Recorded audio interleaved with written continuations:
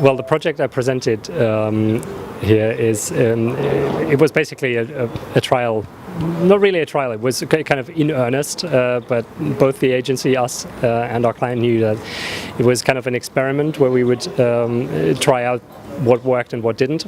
And what I talked about in my presentation here is the learnings from that. And the learning really was that we as PR folks, we come from a PR background, we're pretty much used to making turning out a lot of results out of little budget, and that's not what online marketers are used to. And there's a gap between what's what can be done in an online world with PR budgets, and we pretty much had to learn the hard way that you actually have to plan for quite a lot more money to spend, especially in order to get a reasonable size audience for your web magazine.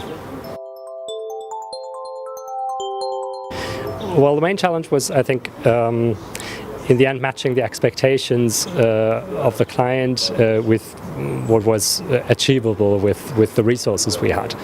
And like it is in the communications business, sometimes the expectations of the client change. And at some point, we were in a position where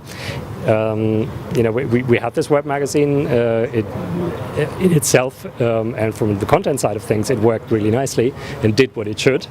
It just had little traffic. But then at some point, the client asked, so why don't we have things like lead generation or conversion tracking of some sort on the site? And that pretty much came out of the blue.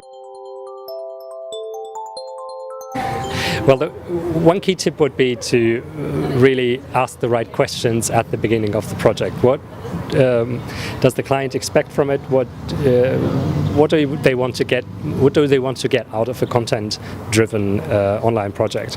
Is it more of a less kind of a communications or PR effect, like being perceived as competent in some field, or doing something for your image, or grabbing a specific leadership on a specific topic or something? That would be more PR-focused results or targets of a project.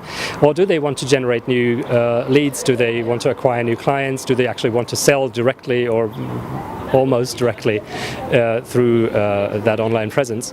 And then you have a very different set of requirements for the project at hand, and that needs to go into the planning.